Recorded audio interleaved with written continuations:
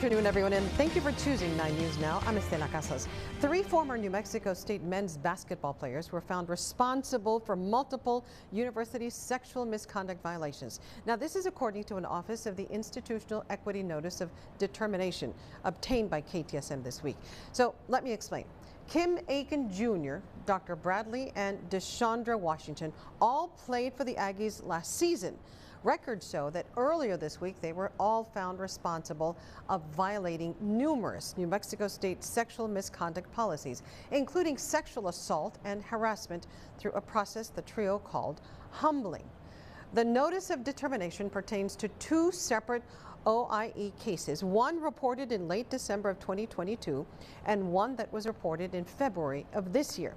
The trio were being investigated for violating 4 NMSU policies. All 3 were found responsible for violating 3 categories: sexual harassment, unwelcome conduct, sexual assault, fondling, and for violating NMSU's prohibition of hostile environment sexual harassment. Washington, Aiken, and Bradley were found not to be responsible of sexual assault, rape. Now, it's important to note, being found responsible of University Title IX violations is not the same thing as being convicted of a crime, though the New Mexico Attorney General's office told KTSM today that the case is still under investigation for potential criminal charges. KTSM 9 Sports Director Colin Deaver has been following this story since reports of hazing and sexual harassment within the NMSU basketball program first emerged back in February. Colin, that's a lot of information, but what potential punishments can NMSU issue here? Yeah, a lot to unpack. First of all, Aiken, Bradley, and Washington are no longer enrolled at New Mexico State, so the OIE report even states that NMSU does not have disciplinary jurisdiction. However, the report does say that this humbling, as it was termed, would warrant expulsion if they were still enrolled at NMSU. OIE ruled that Aiken, Bradley, and Washington should not be eligible to re-enroll or rejoin the NMSU community in any capacity. However, Bradley is currently enrolled at Nichols State, a Division I school in Louisiana, and listed on the team's basketball roster despite the Title IX findings. Nichols State has not responded to multiple requests for comment by KTSM over the last few months. The OIE report from last December pertains to a student associated with the men's basketball program. The report from February is related to an $8 million sexual assault and hazing lawsuit that NMSU settled with former players Deuce Benjamin and Shakiru Odunewu and Deuce's father William Benjamin in June. OIE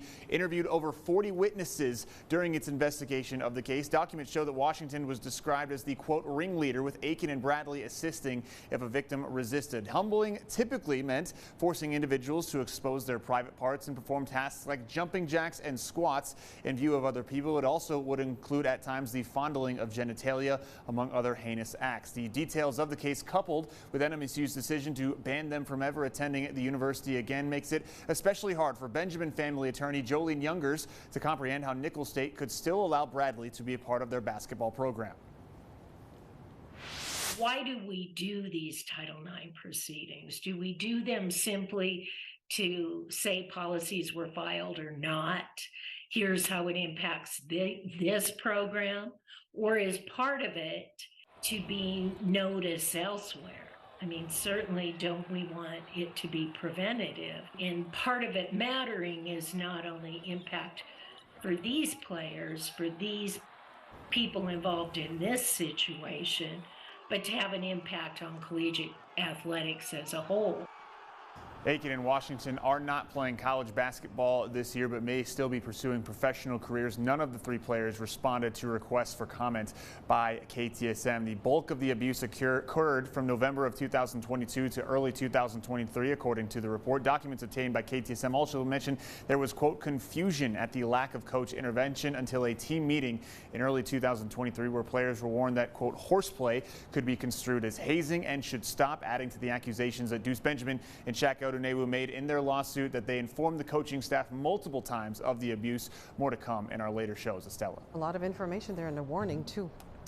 Thank you, Colin. According to the documents, a 4th former NMSU player was accused of the same 4 violations as Aiken, Bradley, and Washington, but was not found responsible of any of the violations. Therefore, KTSM is not identifying him. Colin will, of course, have more information on this story in our later newscasts.